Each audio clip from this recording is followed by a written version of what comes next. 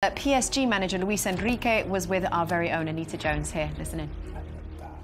And going into this game, had you had much conversation about having to get past this stage? Because in the previous 2 seasons, PSG, well, they were eliminated in the round of 16. Yeah, but you know, there is like obsession about that issue in the atmosphere. We can feel it, and okay, we need to be one of the teams who can achieve that goal. But I think it's better to keep calm, trying to keep the illusion, the joyness, but not too much pressure, because it's a problem when you are so limited and thinking about all the time, you have to win all the time. Calm. You need to play football, and this is a game, and you have to do it properly. When you say that obsession, do you mean with just getting past the round of 16 or winning the competition as a whole? No, winning the competition around the team, around the club. It's always the Champions League, the supporters, everybody, the press, always speaking about the Champions League. Okay, Champions League. At the end, it's at the end of the match, it's always difficult to analyze that. Okay, calm. We try to play our football, try to play in the same way every single match, and yeah, we'll see in the future. Sorry.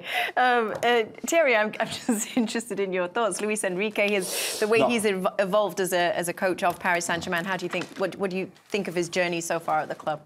Well, right from the start, they bought into it, the owners, the fans, and the way he likes to play, out from the back, putting pressure. We mentioned it at the beginning, like he didn't start well, and if it was any other manager, they would literally have been on his case, but not him. At times, he gets in trouble with what he says in the press conference, because he's pretty direct in how he approaches, his answers. But other than that, I like the fact that he arrived and he said to everybody, look, relax about the Champions League. He's been saying that since the beginning. If we win it, but don't make it an obsession. Which is a bit tough, because it's always going to be the case for Paris Saint-Germain. But, whatever is happening outside, usually a manager is trying to make sure that inside he can have that impact on his team. And that's what he's trying to do. I would like to think that they're going to beat or go through against Sociedad, although it won't be easy there. But the further you go to the quarters or you go to the semis, if obviously they beat Sociedad, people are going to talk about it and be obsessed about it, because it is the Champions League. But he's trying to keep the team under control. He's very likable, isn't he, though? Well, it depends what you like. I like honesty and I like... No, but it depends what you like. Some people don't like when managers are honest. You were a player, don't lie. We all like...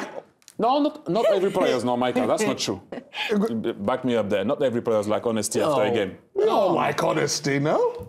Not every player. You like Mancini when he was telling you? Yeah, when he was calling me rubbish. No, I loved it. We all love honesty as players. Come on, guys.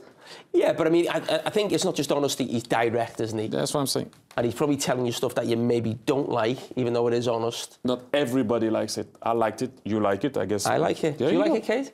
Oh, yes, love honesty. Honest feedback. I'm all about that. I'm just going to take us out to Paris, where Anita Jones is waiting for us. Bored by this conversation about honesty. Anita, you got to watch the game. No, hang on. All right, go ahead. Kate, Anita, fantastic interview with Luis Enrique, Champions League winning manager. What did he think about your fancy dress? You're not serious, Jamie. You're not serious. He told me to tell you that you talk a lot of nonsense. That's what he told me. But you spoke about the way in which the Real Sociedad conceded that first goal, and you thought they were hard done by. That was a feeling that I got from Andre Silva, one of their strikers. He really mentioned the fact that there were only 10 players on the pitch, and they didn't think it was very fair at all, and that they kind of had their heads down after that, and they just couldn't play the way we'd seen them play in the first half. In terms of Luis Enrique, you saw he was quite theatrical there. He spoke about the next tie in just under 3 weeks, and he said that he was shaking. Literally, he said he was shaking about it because he's so familiar with the way they play football over there. So it should be really interesting. It doesn't seem like he thinks it's a foregone conclusion at this point. How tight a fixture do you think it will be in that second leg, having seen what you saw today? Well, I think PSG will have all the confidence. The key for Real Sociedad is that they're not scoring. It's now 5 games on the bounce across all competitions where they haven't found the back of the net. And Mikel, their captain, was missing. They were hoping that he'd be fit enough, but he's been out the last few games with a knee injury. So if they can get him fit for that, they'll have an incredible stadium behind them. Maybe there is hope there. We've seen crazier things in Champions League football. But in terms of the confidence that I think PSG would have got from this, especially given recent history in this competition, I would see them going through to the next stage of the competition. Anita, have you enjoyed your Paris experience? Yes, I'm going to get some baguettes on the way out. Well, I mean, Anita, we sent you to Paris this time for this game. Obviously, we're sending you to PSV, to Holland next time around. I guess we're fascinated. Will you be wearing clogs for those interviews, or what's the plan?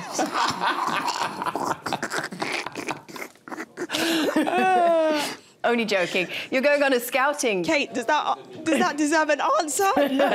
You're going on a scouting mission, though. You're going to be watching all the Americans. Exactly that, and hopefully we'll have some good things to say about them. That should also be a very exciting game over there in the Netherlands. Anita, have you got a Valentine's poem before you leave? Roses are red, violets are blue. That hat is awful. My head's not as big as yours. What rhymes with that?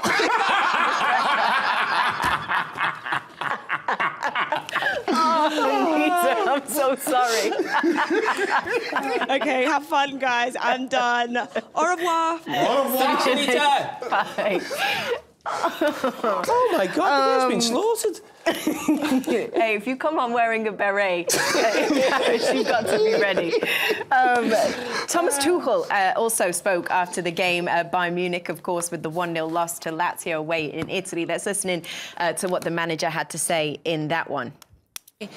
Thomas Tuchel, die erste Niederlage in dieser Champions League Saison. It's your first loss in this Champions League season. How do you explain that? In einer sehr schlechten zweiten Halbzeit. Wir haben eine gute Played a erste very Halbzeit bad gespielt, second half. We played a good first half. We were totally dominant, had the game under control. Pause gekommen, haben individuelle Fehler gemacht. And then after the break, we made individual mistakes, lost the ball a lot in dangerous places. And then all of a sudden, we were giving away chances. Gave away the penalty, a red card. Gave that away completely. And then ended up on a losing streak. Man under pressure, Jamie. Will we see him for the second leg?